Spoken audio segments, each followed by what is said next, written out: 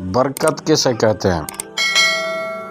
برکت کو بیان نہیں بلکہ محسوس کیا جا سکتا ہے۔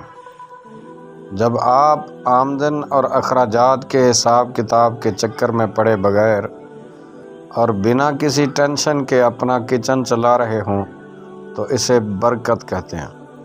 چاہے آپ کی آمدن 1,00,000 ہو یا پھر 1,000، اس کی سب سے بڑی نشانی دل کا اطمینان ہوتا ہے، جو کہ بڑے بڑے سیٹھوں اور سرمایہ داروں کو نصیب نہیں ہوتا۔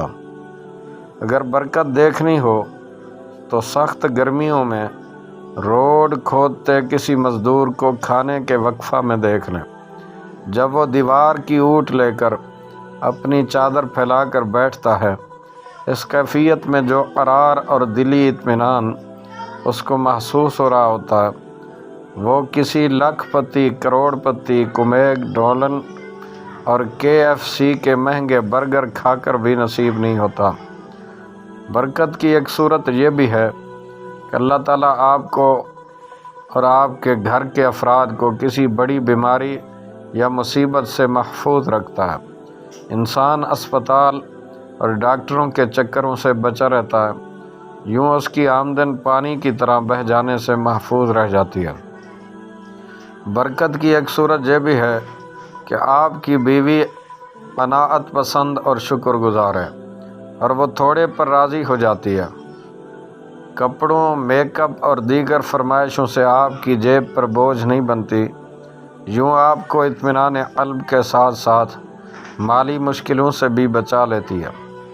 برکت کی ایک صورت یہ بھی ہے کہ آپ کو اللہ تعالیٰ نے نیک اور شکر گزار اولاد عطا کی ہے۔ وہ اپنے دوستوں کی دیکھا دیکھی آئے دن آپ سے نئی نئی فرمائشیں نہیں کرتی بلکہ شاکر رہتی ہے۔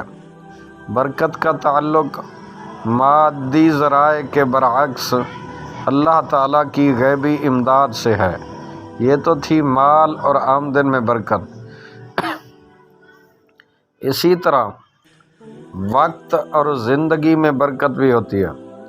وقت میں برکت یہ ہے کہ آپ کم وقت میں زیادہ اور نتیجہ خیز کام کر سکیں۔ اسی طرح عمر میں برکت یہ ہے کہ آپ کی زندگی برے کاموں میں خرچ نہ ہو رہی ہو بلکہ اچھے کاموں میں صرف ہو رہی ہو۔ آپ کی کم محنت کا پھل زیادہ آمدن یا پیداوار کی صورت میں نکلنا بھی برکت ہے۔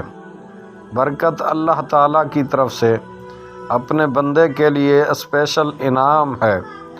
برکت کے حصول کا نہایت آسان طریقہ صدقہ کرنا ہے، اور وہ بھی کثرت سے اللہ کے راستے میں صدقہ کرنا ہے۔